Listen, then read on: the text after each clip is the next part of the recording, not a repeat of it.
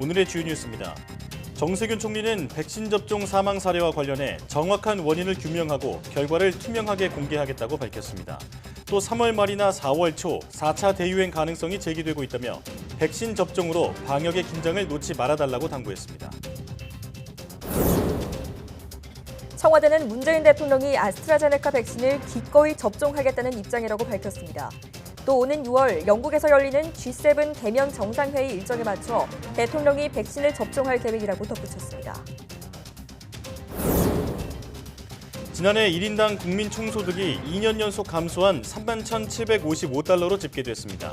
국내 총생산도 1% 줄었습니다. 코로나19 장기화에 따른 경기 침체와 환율 상승 등이 영향을 끼쳤습니다. 백신 접종이 본격화하면서 텍사스 등 미국의 여러 주에서 마스크 착용 의무화를 풀고 규제 조치도 완화하고 있습니다. 바이든 대통령과 보건당국은 아직 코로나19와 전쟁이 끝나지 않았다며 규제 완화 조치를 멈출 것을 요청했습니다. 실제 인간의 장기 기능을 모사해 만든 작은 크기의 장기를 오가노이드라고 부르는데요. 오가노이드는 신약 개발에서 큰 비용과 시간이 드는 동물 실험을 대체할 수 있습니다. 잠시 뒤 과학의 달인에서는 생명공학연구원 손미영 연구원과 함께 오가노이드에 대해 자세히 알아보겠습니다.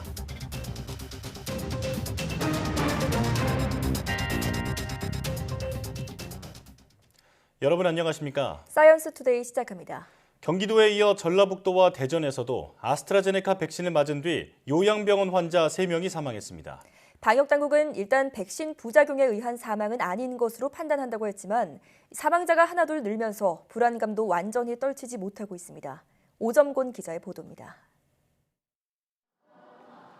백신 접종 이후에 세 번째, 네 번째 사망자 소식은 전라북도에서 들려왔습니다. 50대 남성 환자 2명이 새벽 비슷한 시간에 숨졌는데 전부 아스트라제네카 백신을 접종받았습니다. 52살 사망자는 지난 2일 전주에 있는 요양병원에서, 58살 사망자는 지난 3일 부안에 있는 요양병원에서 각각 백신 접종을 받았습니다. 두 사람은 각각 심뇌혈관 질환과 심근경색, 당뇨 등 기저질환을 갖고 있었다고 방역당국은 밝혔습니다. 조사 중이라는 말씀과 함께 이분들이 방금 말씀드린 기저질환을 가지고 계신 상황이었다는 거. 대전 동구에 있는 한 요양병원에서도 20대 환자가 역시 같은 백신을 맞고 사망하는 사례가 보고됐습니다. 이 환자는 간질 등 기저질환이 있던 중증 장애우였습니다.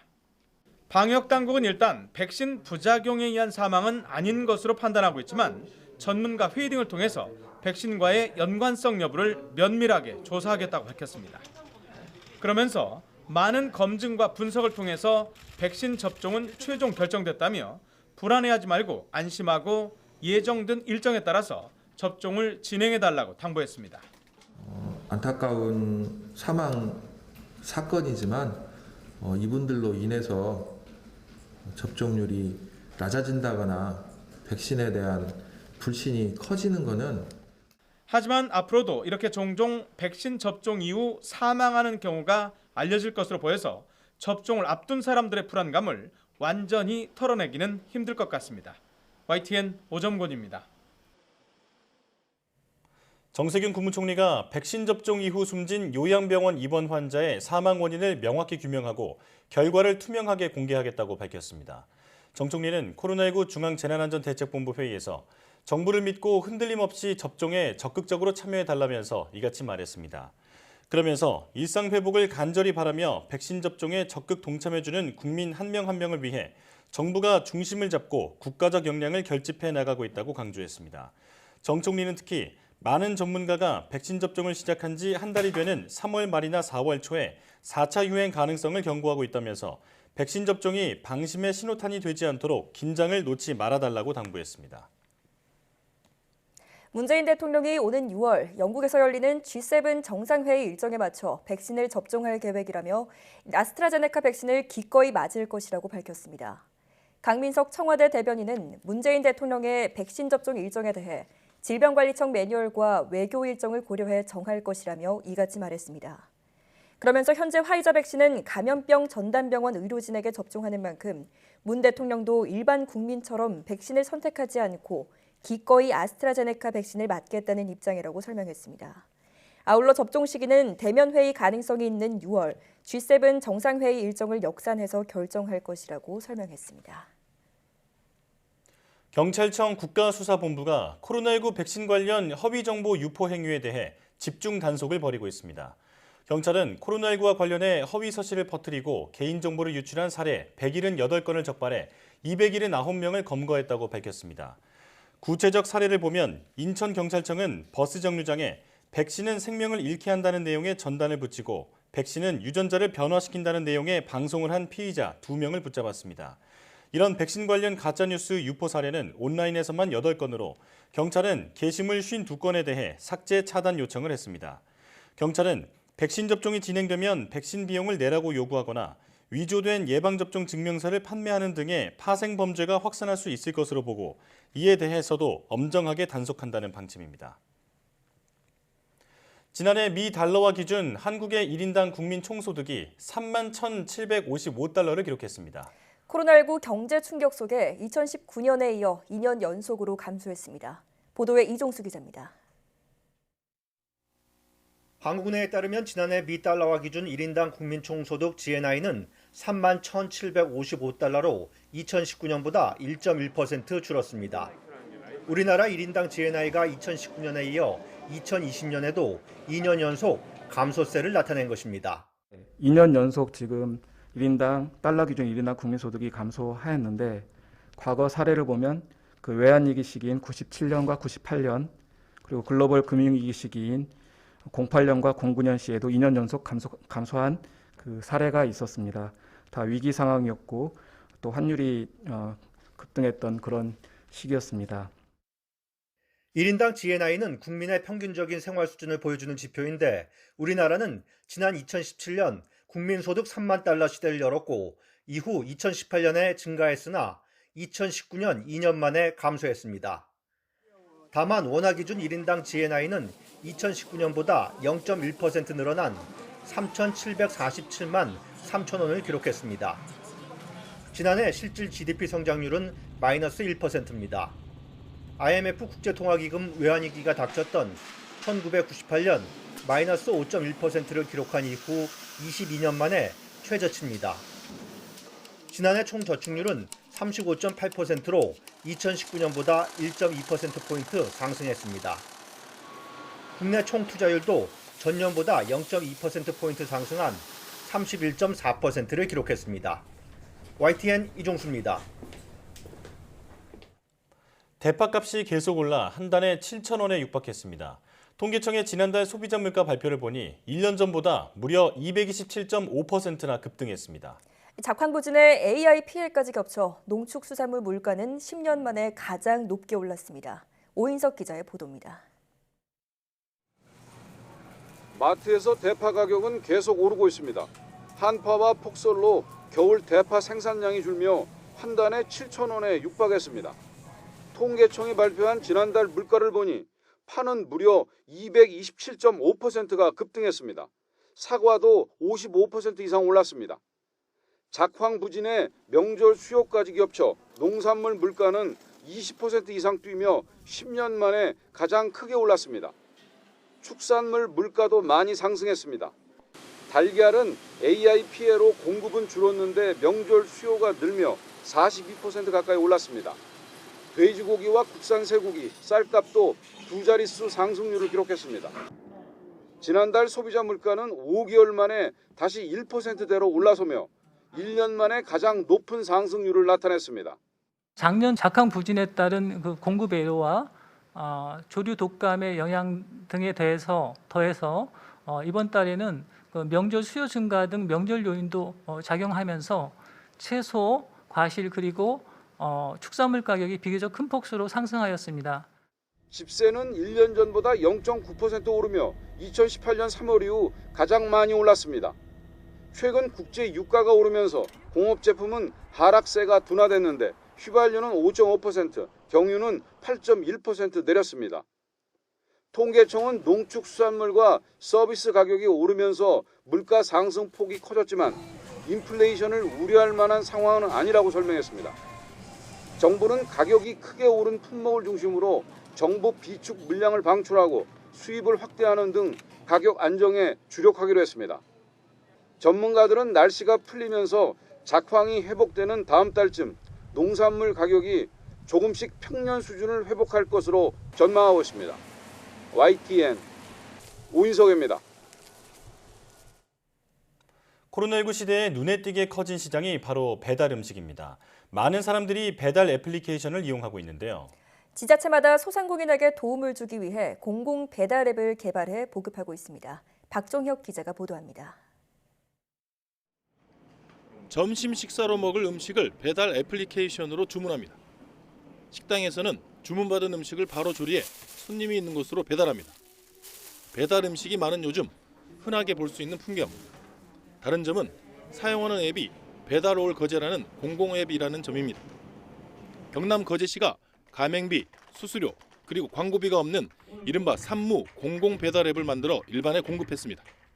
이미 경기도 고양과 경북 경주 등 여러 지자체에서 가맹비나 수수료 등이 없는 공공 앱을 개발해 보급하고 있습니다. 배달 올거제는 수수료도 없고 가맹비도 없어서 저희 가맹점주들은 되게 지금 환영을 하고 있거든요. 거제 시민들이 배달 올거제를 많이 이용해 주시면 저희들한테도 큰 힘이 되고 소상공인들은 이익을 더 남길 수 있어서 환영하고 있지만 중요한 건 사용자를 조금이라도 늘리는 일입니다.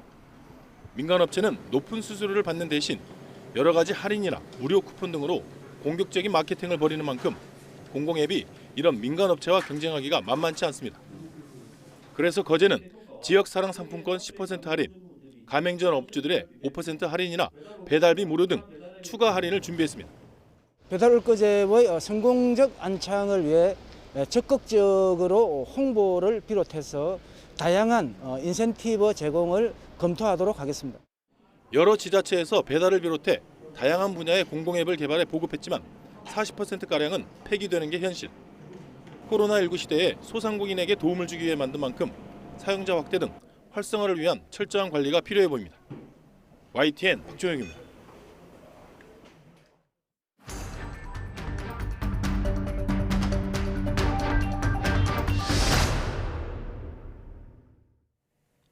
국내에서 코로나19 백신 접종 이후 사망한 사례가 추가됐습니다. 또 백신 접종은 시작됐지만 확진자 발생 추이는 확실하게 꺾이지 않는 모습인데요. 네, 오늘 코로나19 브리핑 고려대학교 약학대학 김정기 교수 전화로 연결해 자세한 내용 알아봅니다. 교수님 나와 계시죠? 네, 안녕하세요. 네, 백신 접종 후 사망 사례가 연이어 발생하면서 백신과의 연관성을 파악하기 위한 조사가 진행되고 있습니다. 그런데 백신이 사망의 직접적인 원인인지 파악하기는 쉽지 않다고 하는데 어떤가요? 이 백신 접종과 사망 사이에 연관성이 있다면 가장 가능성이 있는 것이 아나필락시스이거든요. 예. 네. 이 아나필락시스는 보통 급성으로 나타나기 때문에 통상적으로는 진단을 별로 하지 않고 당시에 이제 어떤 의심 환자가 발생을 하면 의사의 판단과 소견으로 바로 응급처치가 들어가게 됩니다. 예. 그렇다 보니까 굳이 진단을 안 하게 되는데 굳이 진단을 한다라면 혈액이나 소변 시료를 대상으로 아나필락시스 관련 면역 지표를 보게 되거든요. 예. 근데 지금 같은 경우에는 일단 사망을 하셨기 때문에 이러한 방법들은 좀 어려울 것 같고 더군다나 표준화된 어떤 아나필락시스 진단법이 없거든요. 아무래도 부검을 통해서 사인을 밝히고 사인이 아나필락시스와 연관성이 있는지를 보게 될 것 같습니다. 근데 이 부분은 실제로 밝히기는 굉장히 명확히 밝히기에는 다소 어려움이 있다 이렇게는 생각을 하고 있습니다. 예. 네. 앞선 사망 사례에서 백신 접종에 의한 쇼크가 원인이었다면 접종 후에 곧바로 나타났을 텐데 앞선 사례는 하루 이틀 정도 차이가 있었지 않나요? 이런 경우는 어떻게 봐야 될까요? 이게 아나필락시스가 보통은 말씀하신 것처럼 급성으로 나타나고 백신 접종 후 30분 또는 길게는 1시간 이내에 급성으로 나타납니다. 근데 경우에 따라서는 지연성 아나필락시스라고 해서 1시간을 넘어 하루 또는 이틀 후에 나타나는 경우도 있습니다. 예. 그렇기 때문에 통상적으로 보는 1시간을 넘겼다고 해서 아나필락시스 가능성을 완전히 배제할 수는 없다 이렇게 보고 있고요. 예. 네. 또 한 가지는 아나필락시스 쇼크, 그러니까 사망의 원인이 보통 쇼크에 의한 사망인데 아나필락시스 쇼크까지는 아니더라도 좀 경미한 증상의 아나필락시스, 우리가 아나필락시스 양이라고 부르는데 이러한 현상들이 혹시 기저질환을 갖고 계신 분들의 이런 기저질환을 더 악화시켰을 가능성도 완전히 배제할 수는 없다 이렇게는 보고 있습니다. 예. 근데 일단 이러한 견해는 단지 추정일 뿐 정확한 거는 역학조사 결과가 나와 봐야지만 알 수 있다 이렇게 생각을 하고 있고요. 예. 그렇기 때문에 아직은 백신 접종과 사망 사이에 연관성이 있다라고 보기에는 어려움이 있다 이렇게는 보고 있습니다. 예. 아나필락시스 반응이 지연돼서 나타나는 경우도 있다 이렇게 말씀해 주셨습니다. 유독 국내에서 아스트라제네카 백신 접종 이후 사망하는 사례가 보고되고 있습니다. 이게 해외 사례가 아직 보고되지 않아서 그런 건지 궁금하고요. 그리고 만약 이대로 계속 이상 반응이 이어진다면 백신의 안전성을 다시 검토해 볼 필요가 있지 않을까요? 일단 이 아스트라제네카 백신 접종 후에 사망 사례가 발생한 거는 비단 우리나라뿐만 아니라 다른 나라에서도 보고된 바는 있습니다. 그런데 현재까지는 백신 접종과 사망 사이에 연관성이 없다라고 결론이 났고요. 그렇기 때문에 우리나라에서만 특이적으로 발생하고 있는 거라고 보기에는 좀 어렵다 이렇게는 말씀을 드리고 싶습니다. 오히려 우리나라에서만 특이적으로 발생을 한다라고 하면 물론 유전적인 요인이 있을 수는 있습니다만 다른 의미에서는 다른 나라에서는 흔치 않은 사례가 우리나라에서만 보고된다라고 했을 때에는 오히려 백신과 사망 사이 연관성이 보다 낮을 가능성이 더 있다라고는 보고 있습니다. 왜냐하면 일반적으로 나타나야 되는 것이 우리나라에서는 특이적으로 나타나기는 좀 어렵거든요. 일단 가장 중요한 거는 현재 진행 중인 역학조사 결과를 좀 지켜봐야 되겠다라는 생각은 다시 한번 가지고 있고요. 또 한 가지는 어제까지 백신 접종 맞으신 분들이 총 한 8만 7천여 명 정도 되거든요. 근데 이번에 사망하신 분들과 유사한 기저질환을 가지고 계신 분들이 있는지 그분들 중에 어떤 이상 반응이 나타났었는지 이러한 국내 상황을 좀 조사할 필요도 있고 가능하면 해외 사례들도 방역당국 차원에서 좀 검토를 해볼 필요가 있지 않나 이런 생각을 가지고 있습니다. 아직까지 검토해야 할 부분이 많다라고 말씀해 주셨는데 일부 국가에서는 현재 아스트라제네카 백신을 고령자에게도 접종하도록 확대하는 분위기인데요. 국내에서도 아스트라제네카 백신의 접종 대상이 확대될 가능성이 있을까요? 일단 저는 개인적으로는 예전에도 말씀드린 것처럼 아스트라제네카 백신을 굳이 65세 이상을 제한할 필요는 없다라고 생각을 하고 있습니다. 논란의 대상이 됐던 게 65세 이상의 그 임상시험 대상자 비율이 적다라는 부분인데 산술적인 수치로는 600만을 넘기 때문에 충분히 많은 사람들이 대상자로 실제로 임상시험을 거쳤다라고는 보고 있거든요. 어찌됐든 여러 가지 국내적으로 이런 논란이 있다 보니까 65세 이상이 일단 배제되긴 했는데 최근에 말씀하신 것처럼 일부 국가에서 65세 이상으로 접종 대상자를 확대를 하고 있거든요. 그렇다라고 해서 일단 우리나라에서 이번에 이런 아직 연관성은 밝혀진 건 아닙니다만 이런 사망 사례가 발생을 하면서 아무래도 다른 나라에서 65세 이상으로 확대를 한다라고 하더라도 그리고 실제로 향후에 지금 발생했던 사망 사례가 백신과의 연관성이 없는 걸로 결론이 난다고 하더라도 방역당국은 백신에 대한 수용성 문제가 있다 보니까 좀 고민을 많이 하지 않을까 이런 생각을 가지고 있습니다. 자, 신규 확진자 발생 규모도 좀처럼 줄지 않고 있습니다. 숨은 감염자와 집단 감염이 계속해서 일어나기 때문일까요? 일단은 제가 보기에는 신규 확진자 추이를 보면 지금 한 300~400명대로 오르락내리락 하고 있거든요. 말씀하신 것처럼 좀처럼 줄지 않는 그 가장 큰 이유가 경제적인 부분 등 그 이유는 충분히 이해를 합니다만 너무 성급히 방역 단계나 방역 조치를 완화하지 않았나 생각을 하고 있습니다. 그렇기 때문에 현재 방역 조치 또는 방역 단계로는 확진자 규모를 300명 아래로, 그러니까 200명대 또는 그 이하로 낮추는 데는 좀 한계가 있는 게 아닌가 이런 생각을 가지고 있습니다. 때문에 4차 유행 가능성을 완전히 배제할 수는 없는 상황으로 보입니다. 4차 유행이 발생할 위험성 어느 정도로 진단하십니까? 일단 위험성은 충분히 있다라고 보고 있고요. 우리가 이러한 위험성을 예측할 때에는 과거의 어떤 사례를 좀 검토를 해봐야 되는데 일단 지금 현재 3차 유행의 끝자락이라고는 보고 있습니다만 어찌됐든 1, 2, 3차 때 시작점과는 다소 양상은 서로들 간에 다릅니다. 그래서 1, 2차 유행 때 같은 경우에는 특정 그룹에서 집단 발생을 하면서 발생을 했던 거고요. 3차 같은 경우에는 실제로 당시에 신규 확진자 규모가 100명대였는데 신규 확진자 규모가 충분히 줄지 않은 상황에서 성급히 방역 조치를 완화했거든요. 여기에 겨울이라는 계절적인 요인이 맞물리게 되면서 3차 유행이 발생을 했는데 향후에도 4차 유행은 말씀드린 것처럼 지금 현재 신규 확진자 규모가 당시 3차 유행 시작점 때보다는 거의 3배에 달하기 때문에 성급히 방역 조치를 완화하게 되면 4차 유행 가능성은 충분히 있다. 더군다나 조만간에 새로운 사회적 거리두기 시스템이 발표가 될 텐데 이 시스템 자체가 개편되다 보니까 현재의 상황을 충분히 반영하지 못한다라고 하면 이게 방역 조치 완화와 같은 효과를 나타낼 수가 있거든요. 예. 이렇게 되면 4차 유행 가능성이 충분히 있다라고 보고 있고 4차 유행의 가장 큰 변수는 일단은 변이 바이러스다 이렇게는 보고 있습니다. 예. 지금 방역 당국에서 가능한 최선을 다해서 막고는 있습니다만 일단 국내에 들어와서 지역사회의 유행 확산이 일어날 충분히 가능성이 있다. 이거는 코로나19가 종식될 때까지 완벽하게 차단하는 것은 불가능하다라고 생각을 하고 있고 언젠가는 국내에서도 변이 바이러스의 지역 내 확산이 일어날 텐데 그 시점이 제 개인적으로는 그리 멀지 않았다라고 생각을 하고 있거든요. 예. 그렇기 때문에 이러한 위험 요소들이 충분히 있다라고는 보고 있습니다. 예. 자, 백신 접종 후 이상 반응 사례가 보고되면서 불안감이 커지고 있는데 이럴 때일수록 정확한 정보가 투명하게 제공되어야겠습니다. 지금까지 고려대학교 약학대학 김정기 교수와 함께했습니다. 교수님 고맙습니다. 네, 감사합니다.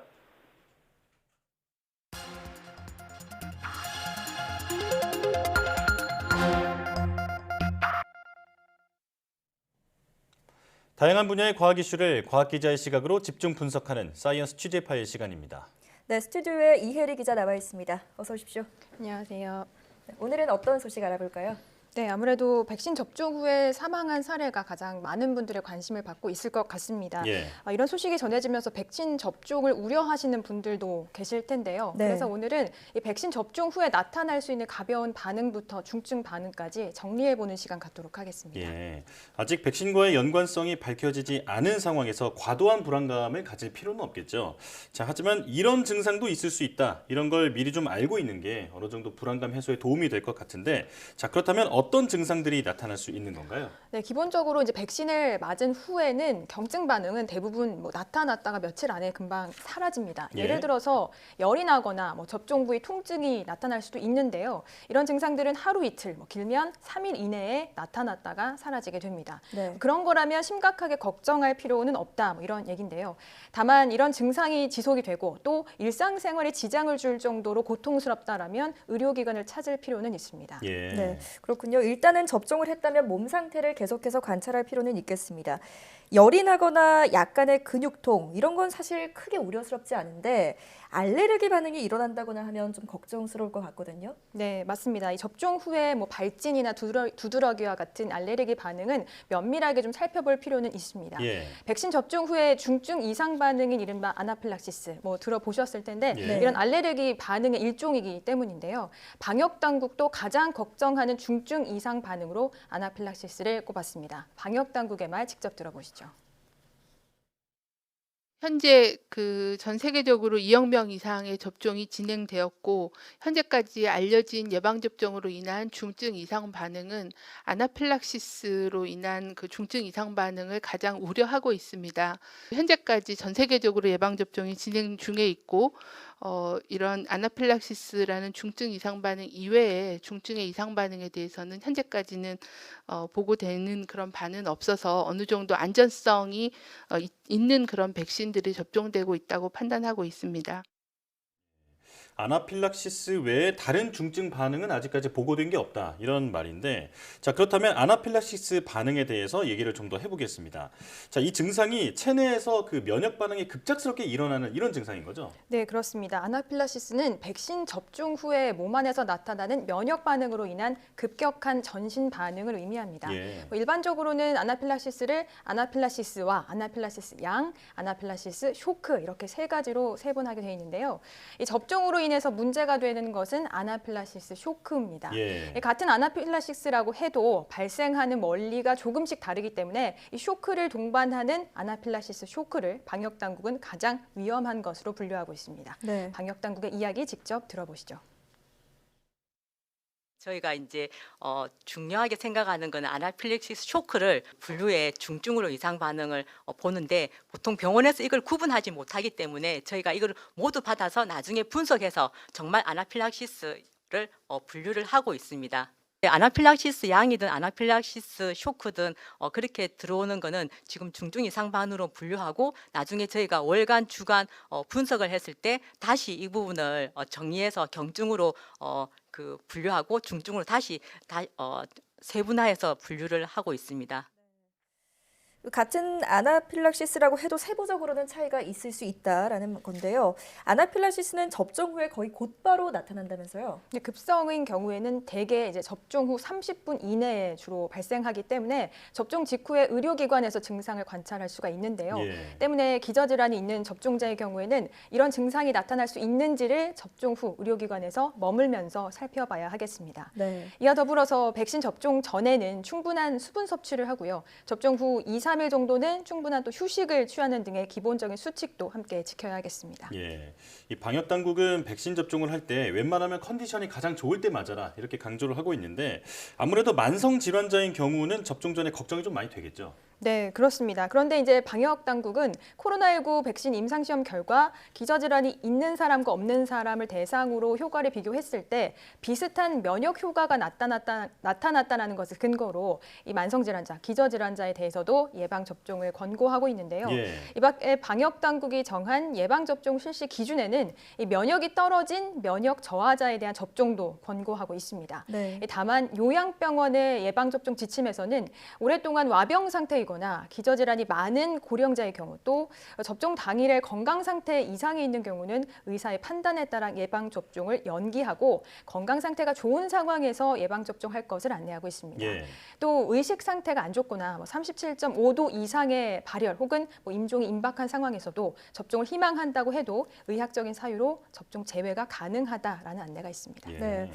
그러니까 백신 접종 전에 몸 상태를 꼼꼼하게 체크하고 살펴보면 중증 이상 반응은 막을 수 있을 것 같은데요. 오히려 막연한 두려움으로 접종을 거부하는 사태가 있으면 안 되겠습니다. 네, 그렇습니다. 방역 당국은 이 점을 가장 우려하고 있는데요. 국민 불안을 줄이기 위해서 예방 접종 과정에서 생길 수 있는 이상 반응에 대해서 전문가 검토를 통해 투명하게 공개하고요. 앞서 보고된 사망 사례에 대한 역학조사 결과도 사망 원인을 명확하게 규명해 공개하겠다라고 덧붙였습니다. 백신 접종과 관련해서 가짜 뉴스까지 문제가 되고 있는 상황에서 과도한 불안감을 조장하는 일만큼은 피해야 될 것 같습니다. 자, 이혜리 기자와 함께했습니다. 오늘 말씀 잘 들었습니다.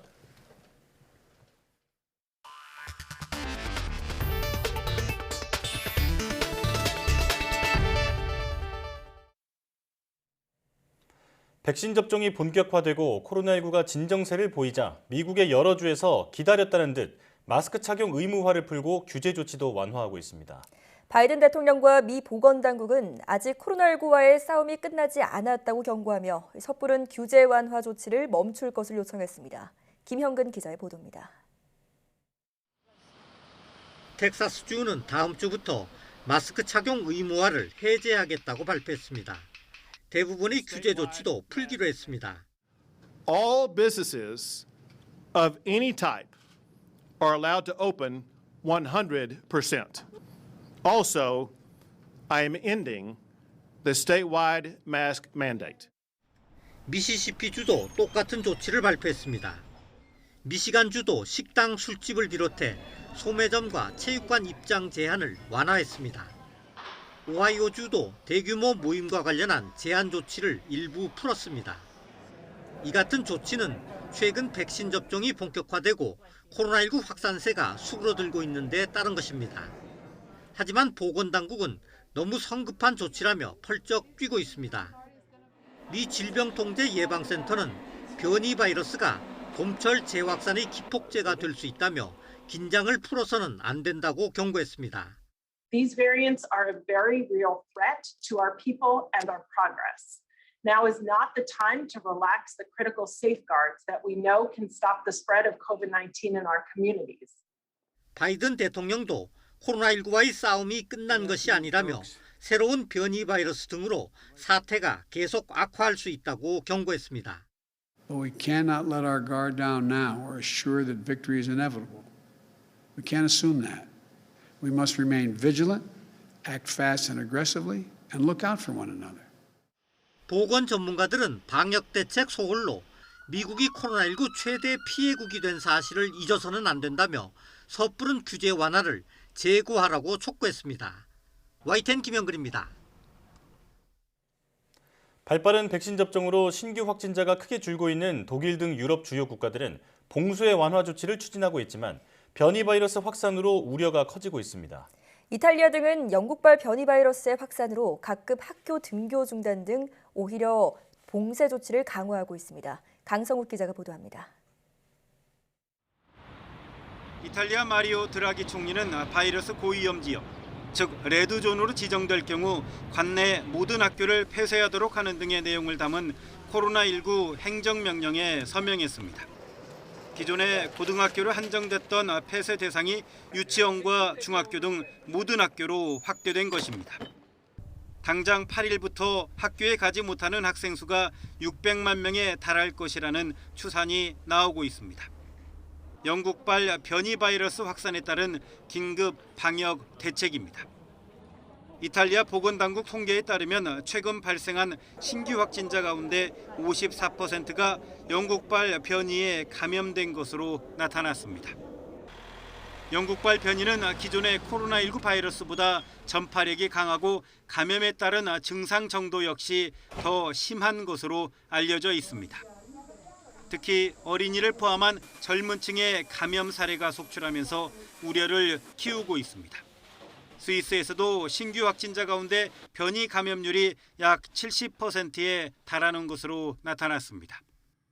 독일에서는 변이 바이러스 확진자가 50%에 달하지만 단계별 봉쇄 완화 계획을 추진하기로 했습니다.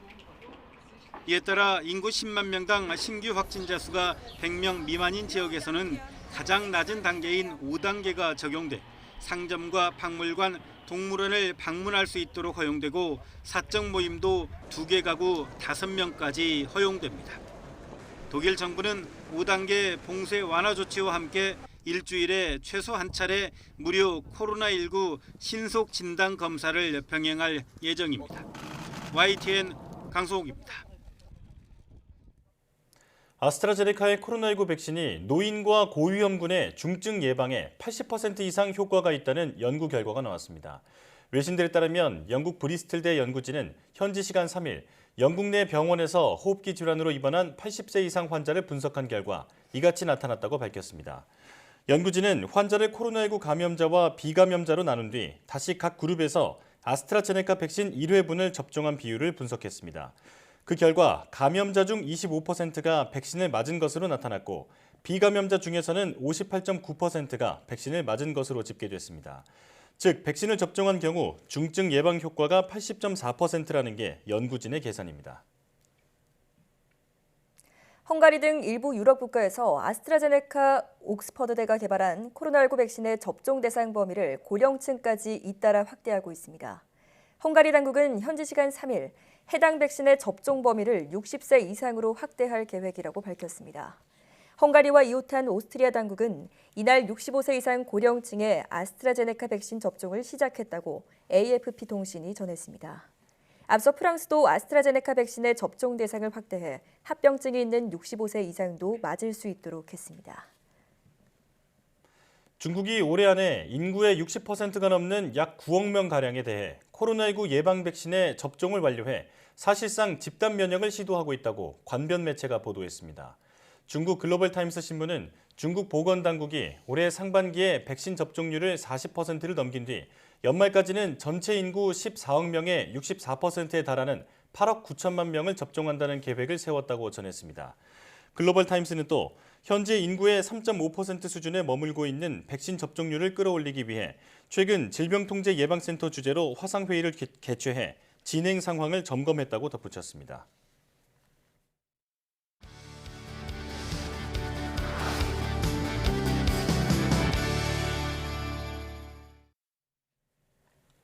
질병이나 사고로 손상된 장기를 인공장기로 대체하는 기술, 먼 미래에나 가능할 줄 알았던 일이 현실이 되고 있습니다. 최근 인간의 소장 구조와 기능, 세포 구성까지 비슷한 소장 오가노이드가 개발됐는데요. 네, 오늘 과학의 달인에서는 생명 연장의 꿈을 위해 노력하는 한국생명공학연구원 줄기세포 융합연구센터 손미영 책임연구원을 만나보겠습니다. 어서 오십시오. 네, 어서 오세요. 반갑습니다. 네. 자, 연구원님께서는 그 몸속 장기와 닮은 미니 장기 오가노이드를 개발하셨다고 들었습니다. 이게 뭐 안드로이드 같기도 하고 좀 이름이 좀 생소하거든요. 오가노이드가 정확히 어떤 것인지 설명해 주시죠. 용어가 좀 어렵죠. 오가노이드는 장기를 뜻하는 오간과 유사함을 뜻하는 전미사 오이드가 합쳐진 말입니다. 예. 즉 인간의 장기와 유사한 장기 유사체 혹은 미니 장기를 의미하고요. 예. 실험실 수준에서는 아직 인공 장기라고 할 만큼 실제 인간의 장기와 동일한 크기로 만들기는 어렵지만 적어도 각 장기가 가지고 있는 세포 다양성이나 구조, 기능은 모사할 수 있습니다. 그렇군요. 네. 그러니까 실제 장기와의 구조나 기능이 흡사한 모델이라고 할 수 있겠군요. 이 오가노이드는 어떻게 활용할 수 있을까요? 네, 생각보다 다양한 분야의 오가노이드를 활용할 수 있는데요. 우선 신약 개발에 활용될 수 있습니다.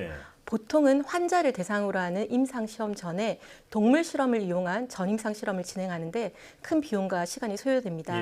하지만 인간의 오가노이드를 이용하면 임상 예측률 향상에 도움을 줄 수 있어서 신약 개발 성공률이 증가할 것으로 기대하고 있습니다.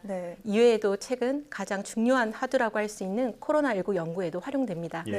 코로나19의 주요 표적인 폐뿐 아니라 장, 신장, 뇌, 간 오가노이드 등의 코로나19 감염 모델을 만들어 바이러스 감염 기전을 규명하는 연구가 진행되고 있고요. 또 3D 프린팅들과 같은 아주 새로운 기술과의 접목을 통해서 인공장기를 개발하는 분야에도 활용될 수 있습니다. 예, 신약 개발 성공률도 높일 수 있고 또 코로나19 같은 바이러스의 감염 기전을 규명하는 데도 도움이 된다. 예, 이렇게 말씀해 주셨는데요. 자, 그런데 이 대단한 기술에도 한계가 있다고요? 네. 신약 개발이나 기타 연구에서 약물 반응을 알기 위해서는 인체와 유사한 수준의 아주 성숙한, 성체와 유사한 고기능성의 오가노이드가 필요합니다. 하지만 지금까지 이 난제를 극복한 기술이 없었는데요. 그래서 저희는 인간 전분화능, 그러니까 어디로도 분화할 수 있는 줄기세포를 이용했습니다. 여러분들께서 한 번쯤 들어보셨을 만한 배아줄기세포나 또 유도만능 줄기세포가 여기에 속하는데요. 이러한 줄기세포를 이용하면 실제 인간의 장기와 흡사한 세포 구성, 3D 구조까지 가질 수 있는 오가노이드를 만들 수 있습니다. 하지만 이렇게 만든 장기 오가노이드의 기능은 미성숙한 우리가 뱃속에 있는 태아의 장기 수준밖에 안 되고 기능적인 측면에서 성숙한 실제로 약을 복용하는 성인 장기에 미치지 못한다는 한계점이 있었습니다.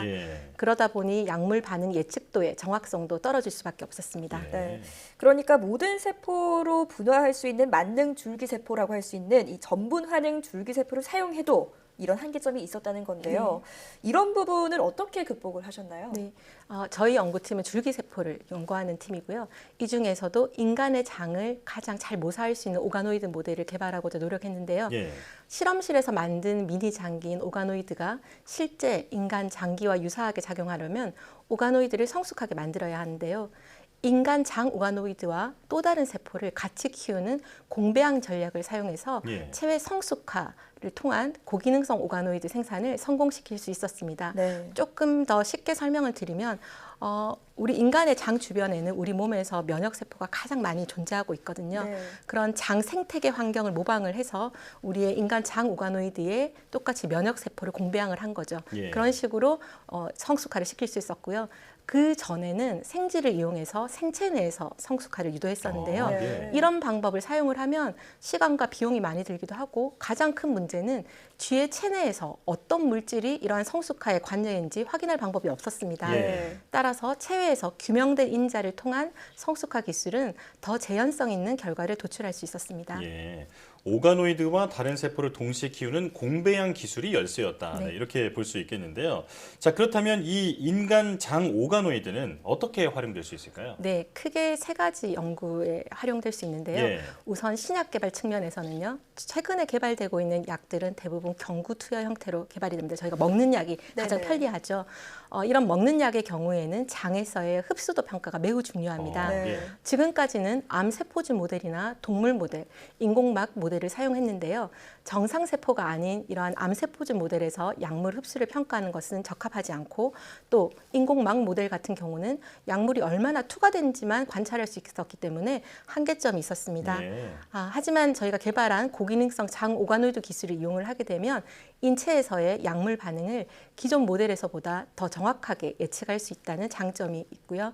또한 최근에 저희가 또 연구를 하고 있는 분야들인 장질환 조직의 재생을 도와줄 수 있는 네. 장 오가노이드를 이용한 세포 치료제 연구와 마이크로바이옴 그 중에서도 장내 미생물과 인체의 상호작용과 기전 연구를 위한 프로젝트를 진행하고 있습니다. 네, 말씀해주신 것처럼 장 오가노이드를 가지고 다양한 연구를 진행하고 계시는데요.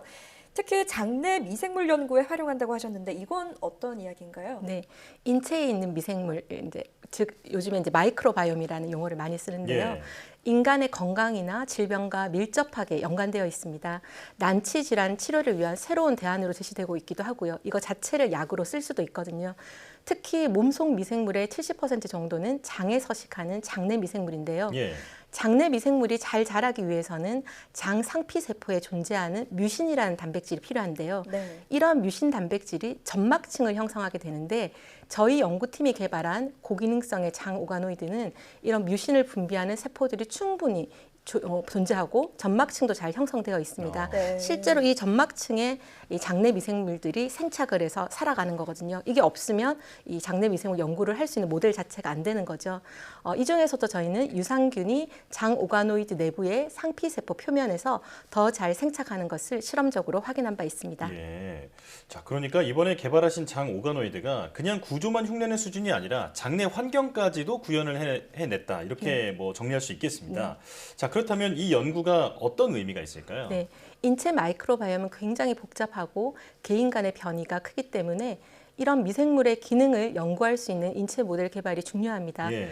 그중에서도 마이크로바이옴이 가장 많이 존재하는 장 오가노이드를 이용하면 염증성 장질환이나 크론병과 같은 장질환 그리고 연관된 미생물 기능 연구에도 활용될 수 있고 궁극적으로는 이러한 오가노이드 모델을 통해서 인체 기반의 연구를 할 수 있기 때문에 마이크로바이옴 자체를 치료제로 개발할 수 있는 새로운 플랫폼으로 발전시킬 수 있습니다. 예. 이외에도 장내 미생물이 인간의 장 발달과 성숙에 어떤 영향을 미치는지 오가노이드 모델을 통해 가능할 거라고 기대하고 있습니다. 네. 장 오가노이드를 이용한다면 장질환에 영향을 미치는 미생물은 어떤 것인지 또 이를 토대로 치료제까지 개발을 할 수 있다고 말씀을 해주셨습니다. 장 오가노이드 실용화까지 얼마나 걸릴까요? 네, 마이크로바이옴 연구자들의 말씀을 들어보면 인체 장기와 유사한 모델 시스템에 대한 요구가 매우 높은 상태이고요. 예. 이러한 요구에 따라서 이제 시작이지만 몇 가지 연구 과제들이 진행되고 있습니다. 따라서 마이크로바이옴 연구 모델로서의 장 오가노이드 실용화는 향후 5년 이내에 가능할 것으로 생각하고요. 네. 실제로 저희 연구팀에서도 3년 전부터 장 오가노이드를 이용한 마이크로바이옴 신약 스크리닝 플랫폼 개발을 진행 중이고 예. 인체 유래 미생물 중 하나가 장의 발달과 성숙에 중요하다는 연구 결과를 이러한 인간 장 오가노이드 시스템을 이용하여 확보한 바 있어서 다양한 방법으로의 실용화를 기대하고 있습니다. 네, 앞날이 아주 기대되는데요.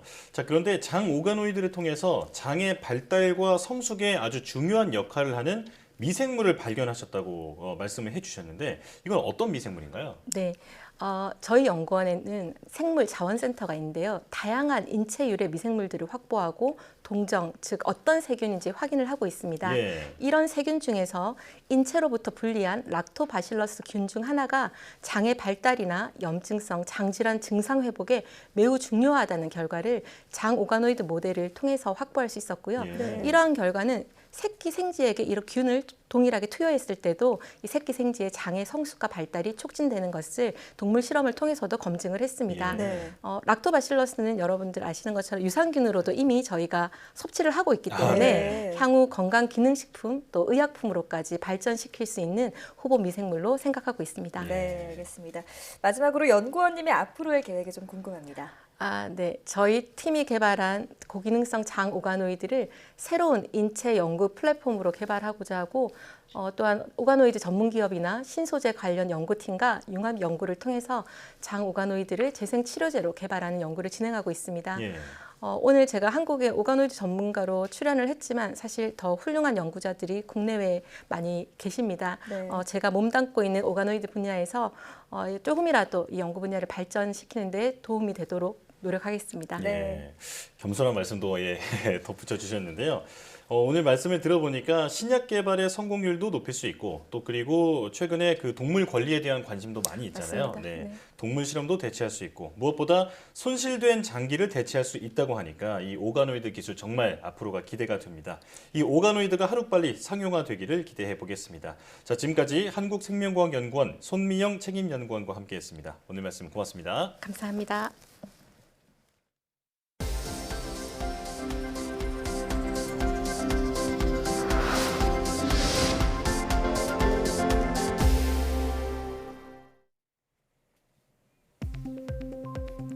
과학기술정보통신부가 올해 통신 3사 5G 서비스 품질평가 지역을 전국으로 확대합니다.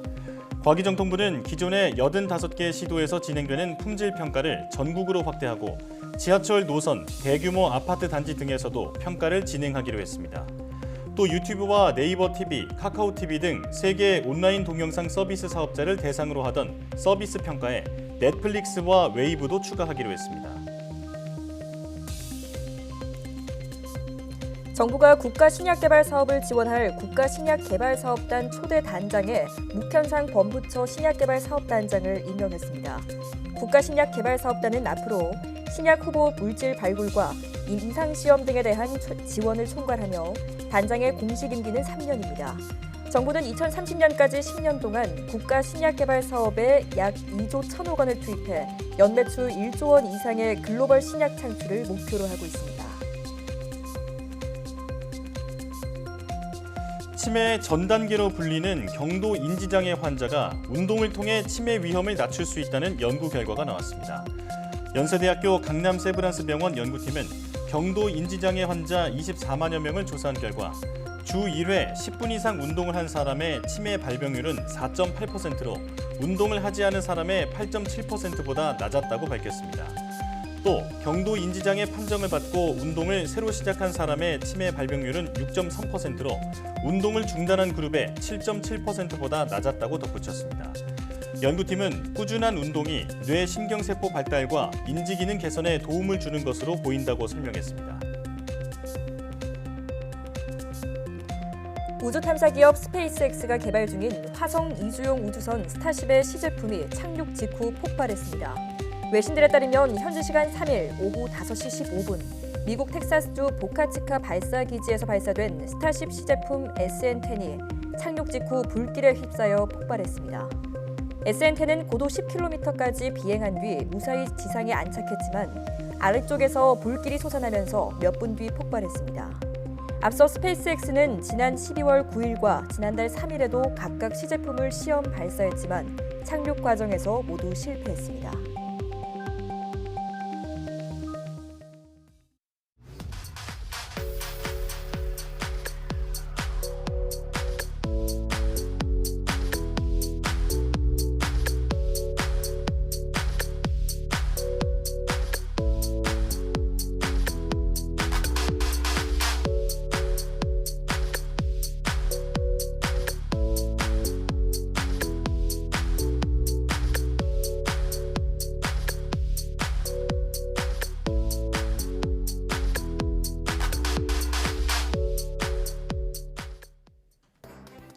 백신을 접종받은 환자가 숨져 현재 사망 원인 그리고 백신과의 관련성을 조사 중입니다. 국민의 불안감이 더 커지기 신속하게 사망 원인을 규명하고 또 그 결과를 투명하게 공개해야겠습니다. 사이언스 투데이 마칩니다. 함께해 주신 여러분 고맙습니다.